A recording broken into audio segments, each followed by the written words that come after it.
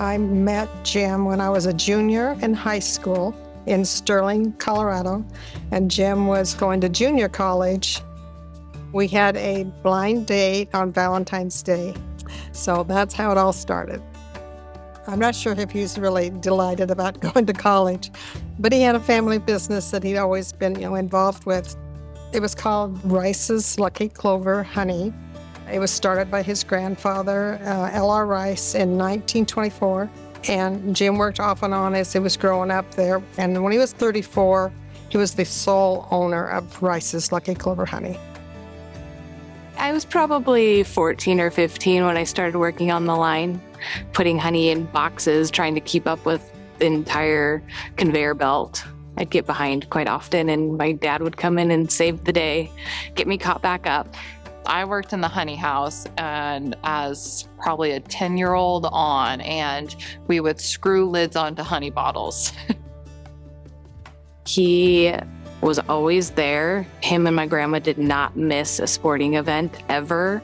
Didn't matter where it was at, didn't matter what time it was, they would be there.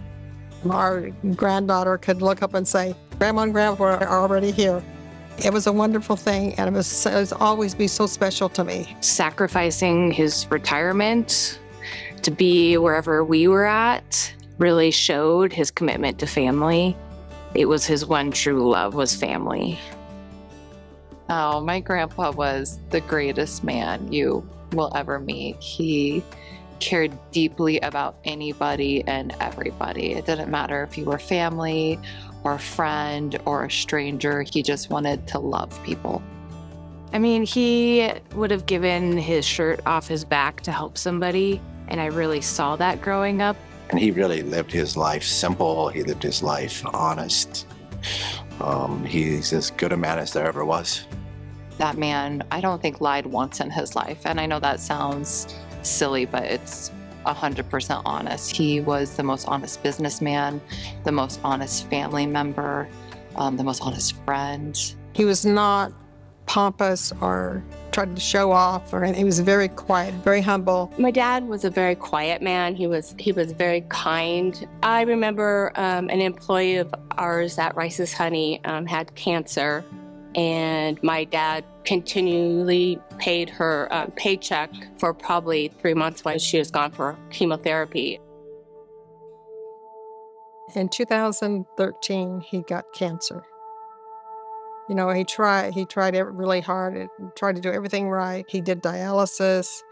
He did chemotherapy. He actually got a kidney from my oldest son. And he was doing pretty good. And then it came back. It was very tough on him.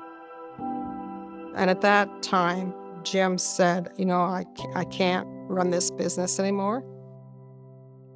Towards the end of my grandfather's battle, we were able to, as a family of 20 plus, go to Turks and Caicos.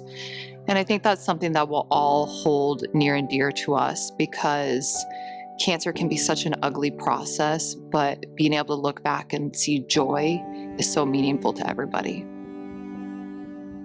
Even as he was battling cancer himself, he frequently spoke about individuals in the treatment room with them and how he thought about them and prayed for them and hoped that they were doing okay. It wasn't about him, it was about them. We were at Father's Day, right before he passed away, sitting around at a table. And my dad's like, I don't want to bring this up, but we need to do something for Grandpa when he passes. And I had actually been thinking about it too. Like, how can we turn his death into something meaningful? We wanted to continue where nobody ever forgot his name and what kind of example he shared for all of us.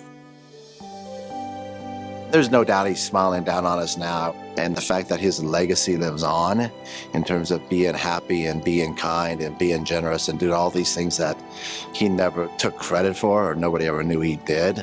He sees what we're doing, right? And I'm sure he's proud of it.